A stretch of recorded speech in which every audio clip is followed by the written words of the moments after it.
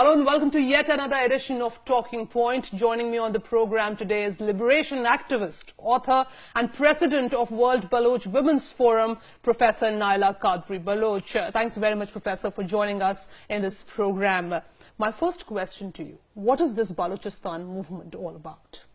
It's a movement for freedom, for independence, for restoration of our freedom, because we were a free country, we were an independent country. And our movement is to restore our freedom, our independence Balochistan again, a democratic, gender-balanced and peaceful Balochistan, a nuclear-free Balochistan. This is all about our movement. And do you think that the demand has been very unified? There are many who say that the struggle for a free Balochistan is very divided within Balochistan. No, it's not. It's not. It's a very strong movement. If we talk about the masses, it's huge support from the masses, and that's why Pakistan is killing civilians at mass levels, because they know that each and every Baloch is it's supportive towards Balochistan, it's supportive towards independence. So a movement's strength comes from the masses. So our masses are very much passionate and very much committed, and they are sacrificing everything, but they are not going to surrender surrender. Baloch people, they are not tribal people anymore. We are a nation, and our one identity is just Baloch identity, and we are it's just like people say that, oh, they are tribal people, they are divided and this and that. It's all propaganda. It's all propaganda. Baloch people are unanimously one nation, and together it's strong, organized for independence. So we don't have other agenda than independence. The separatist sentiment in Balochistan, there are many who draw parallels with this whole demand for separate Bangladesh. Is Balochistan another Bangladesh in the making? Our case is very different.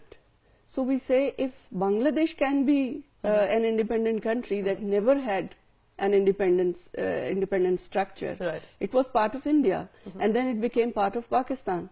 Bengalis are the people who gave vote for Pakistan. These are the people who made Muslim League, and then these are the people who saw the consequences of a country in the name of religion. So it was a nightmare for Bengalis, and it's a nightmare for all the people living in Pakistan. But Balochistan was never a part of Pakistan. It was never a part of any other country. We were independent country. So our country's independence was took over by Pakistan. It was like an attack, an invasion, a military attack by Pakistan. So if Bengal can be a country, so we were a country, and we are not separatists because we are not part of it. Right. It's coercion, it's occupation. So our movement is different than Bengal's movement. So Bangladesh became a country on basis of genocide, on basis of what human rights violations were going on in Bangladesh by Pakistani army. So genocide is it's not the only thing that Balochistan has. It's not only genocide we are facing. We are facing genocide, and the declaration, Human Rights Declaration of against genocide to 2012. We are working on it to raise it in United Nations against genocide, but there are many other aspects Baloch people So on one have. side fighting Pakistan, on the other side your next door neighbor is Iran. There are also reports saying that the West Asia tension spilling over Balochistan. How challenging it is, because your natural resources, Balochistan is one of the rich provinces of Pakistan. But this has not really helped Balochistan in the long run. Unemployment is a big problem. Extremism is another challenge. How do you look at the core challenges of Balochistan? Actually, this is Balochistan who's feeding Pakistan, and this is Balochistan who's feeding Iran. Right. Iran is exploiting Baloch resources, our oil and gas, and Pakistan is exploiting our resources, oil and gas and gold and everything, and including uranium. So we are feeding two countries today, two parasites. So why we cannot feed our own people? Balochistan is going to be a hub for development activities, human development activities. We are few people and we are very rich people. That's why we want to get rid of these parasites. At this juncture, there are many who say that Pakistan, which has a very diffused past, and the military on one side, the civilian leadership on the other side, how difficult it will be for the Balochistan to really sustain this struggle in the long run. And can you hope anything positive coming in from the Pakistani government in terms of connection, because the civilian leadership doesn't have much in its own hands? There is no civilian leadership in Pakistan. They are test tube leadership created by ISI. And there is just one institution in Pakistan, that is army. So it's a military gang. It's a uniform, gangsters in uniform, and that is called Pakistan Army. And they don't have any other institutions. So they are not a country. So there is no point of division in between Pakistani politicians and Pakistani army and Pakistani civil. So they all are one, and they all are serving Pakistan army actually. Can there be any sort of reconciliation between the two sides? No. Just one point we can set is quit Balochistan. Pakistan, quit Balochistan. That's the only thing we can set with them, that how they are going to live peacefully. Otherwise, they are all you are talking about development. All our schools, all our colleges, all our social institutions are occupied by Pakistan Army.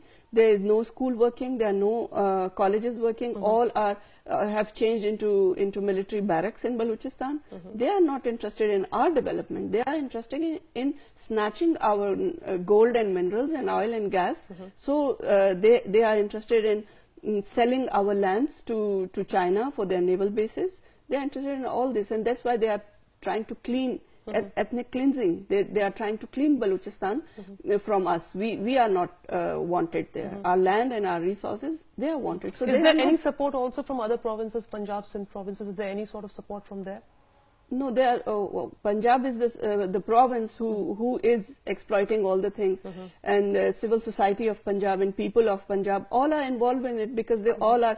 One day there is like discontinuation of sui gas. This is coming from Balochistan. They come out on the roads that, oh, we don't have electricity, because they are making electricity out of our gas. Their hotels, their houses, their parliament, everything is bright because they are taking gas and making electricity out of it. So all Pakistanis come out on the roads of Punjab that we need gas and we need electricity. But when they are killing us on mass levels, when they are bombing on us, when they are dumping on us in mass graves, no Pakistani come out. So only if we have any hope, it's from the Sindhudesh people, the people of Sindh, who are also demanding their separate country, Sindhudesh. So like we have a sisterhood between Baloch and Sindhi people, because 50% of the population of Sindh is also Baloch people. There is no chance of ceasefire. Why? Ceasefire means surrendering. Why we should surrender? They are killing us. I mean, there are people in the world who are working for saving the endangered species, but nobody is concerned about endangered Baloch people. They are going to finish us. They are going to kill us, all of us, and they just want our resources and lands to sell. But so how we can surrender to them? Former Prime Minister Gilani, while speaking in the Pakistan National Assembly in April 2009, had described the Balochistan situation as one that could destabilize Pakistan. So there's a high level of cynicism and skepticism also associated when you talk about a freedom movement. This is how Pakistan government perceives of this movement? Pakistan government actually they understand that they cannot keep Balochistan anymore.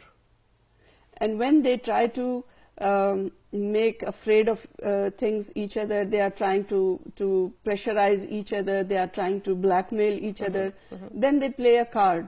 And there are other people also who think that Balochistan is a card, that when somebody, Pakistan is playing Kashmir card, so we can play Balochistan card. But I say very clearly here that Balochistan is not a card, that you show it when you want to to shut Pakistan's mouth. And then when you think Pakistan is cooled down, you keep the card. So we are not a card. We are honorable nation. And if we demand for sisterhood, if we demand for friendship, we demand it on honorable levels or on sustainable levels. How the international players have really played out in terms of really living up to the expectations of Balochis? Zero. Zero. Till now, zero. Like Mr. Donna Rohrabacher, he presented a bill for independence of Balochistan in American Congress. Our friends, our Baloch leaders are meeting European leaders also in European Parliament. And we have some kind of, like in Canada also, in Gulf countries also, in Central Asia also, in Afghanistan also. So I came here to India.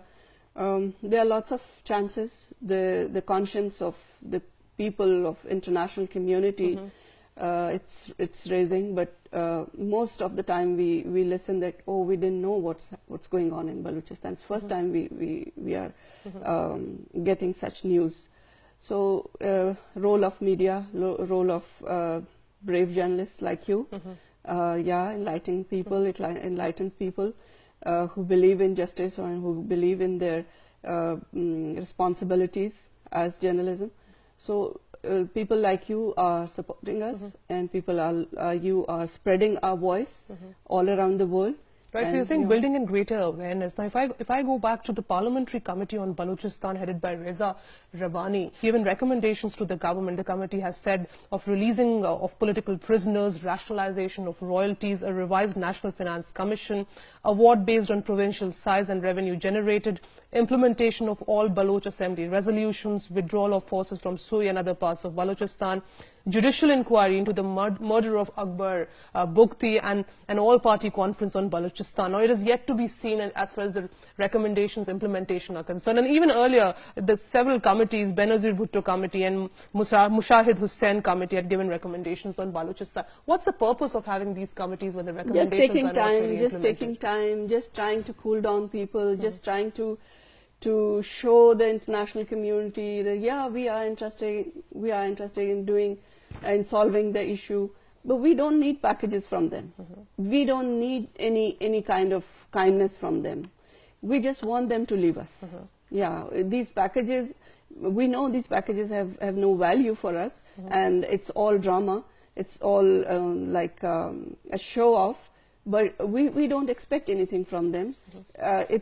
Our demand is independence. Our demand is we need them to leave us. We don't need anything from them. They depend on Balochistan. Balochistan doesn't depend upon them. Right, and also the resource-rich Balochistan has high rates of poverty, unemployment, illiteracy, and infant and maternal mortality, and as you were rightly pointing out. But coming back to Indian government's stand, and much has been said, Pakistan has earlier accused the Indian government of interfering in Balochistan. What's your take, and what are your expectations in terms of how far Indian government can support the freedom movement of Balochistan?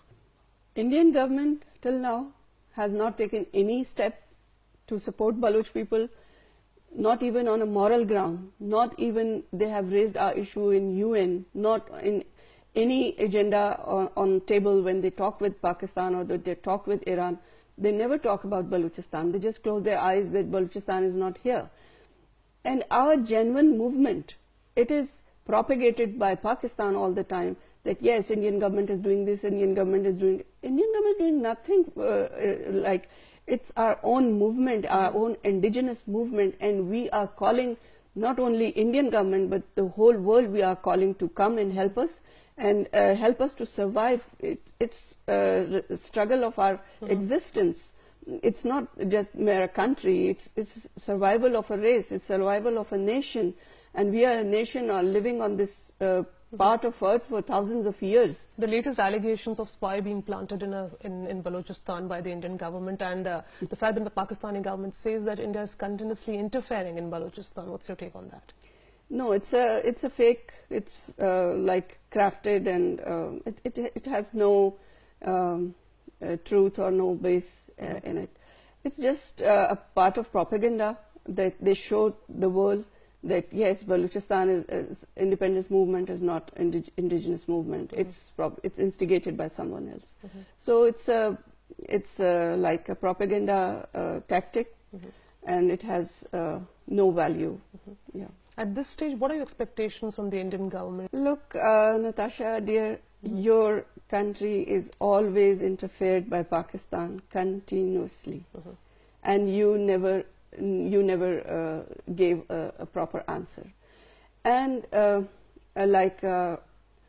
when I talk about Indian government support to Baloch issue, I expect them when we raise the issue of like in UNO for an instrument we are going to launch a move in UN. It's UN Declaration 2012 against genocide, and we are we are going through all 8 indicators of genocide that's going on in Balochistan. So this is the time for UNO to take stand, and on the basis of that declaration against genocide, UN international community can intervene in Pakistan and can stop Pakistan genociding Balochistan, and can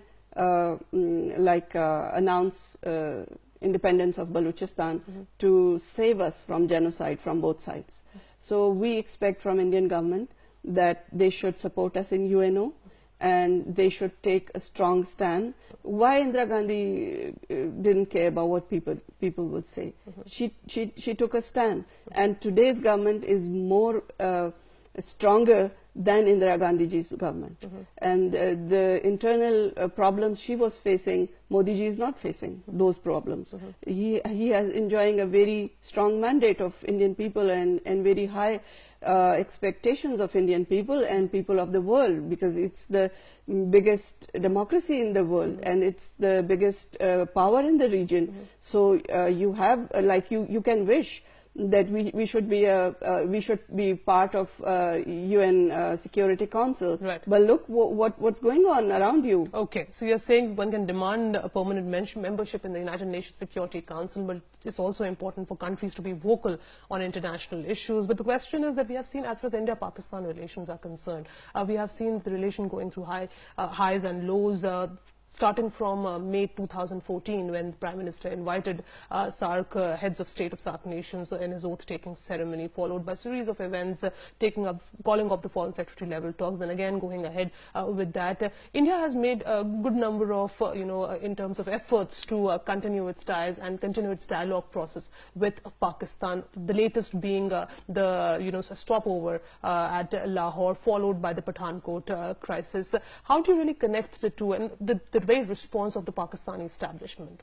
Pakistan's base is anti-India. When Pakistani students, they open their books, it starts from anti-Hindu things they read. Hindus did this, Hindus did that, and that's why we made Pakistan. And Pakistan's that huge defense budget, the Pakistan's nuclear program, the group of these gangsters in the name of Pakistan Army, what they are enjoying, it cannot sustain without anti-India propaganda, anti-India these feelings that they raise all over, insecurities in Pakistanis. So this is the base of how they enjoy all these facilities. So these insecurities against India is their basic philosophy and their basic justification of all their existence. So it's Indian government. I don't understand why always they try to talk to Pakistan, because how they don't understand. How they don't understand that a country that is created on the basis of hate against you, how it can be a friend of you, it can't survive. If you both can be friends, then there is no justification of Pakistan. The Pakistan should not be there, because it was India. So it's instead of wasting time and giving them more time to organize more, like if some solid steps at the time of Nehruji would be taken. You see that there would be no Pakistan today. Yeah, at that time, the passive kinds of decisions Indian governments would taken, and constantly they are taking passive decisions about Pakistan. That has given Pakistani, that mafia, more and more time to give more damage to Indian government. Look, before there were no Chinese boots on Kashmir. There were no Chinese boot on Balochistan. Now on your borders, they have called Chinese. Right. Yeah. So it's all your passive policies. What you want? You want Pakistan and China to enter? And the way China is investing in the economic corridor project to build infrastructure, is that just for securing its own strategic interest? Is it primarily also to empower people within Pakistan? No. It has nothing to do with empowerment. It's just a naval base, and it is part of that all naval bases and all land bases that those China is creating to contain India within, surrounding India from South China Sea and from north and from east and west all.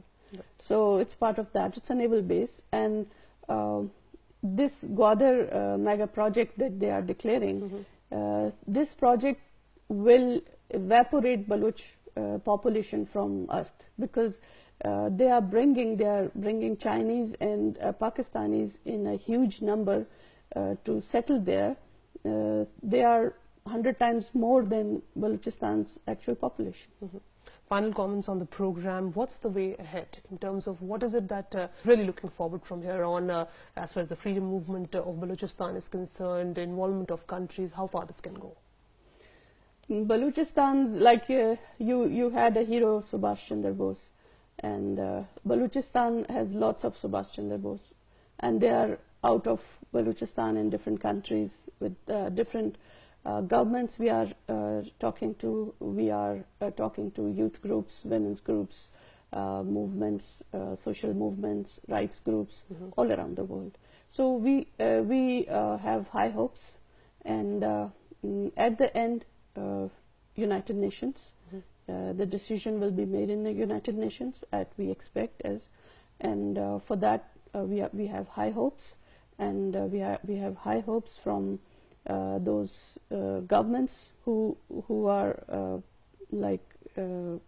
potential allies of Balochistan for their own interests, because governments work for their interest, and Balochistan has a lot to offer for interests of the governments. Independent Balochistan is better than occupied Balochistan in the hands of jihadis and ISIS and Al-Qaeda and Daesh. Right, so keeping hopes high and intact. Thanks very much, ma'am, for joining us in this program. And that's all we have for you in this edition of Talking Point. Namaskar.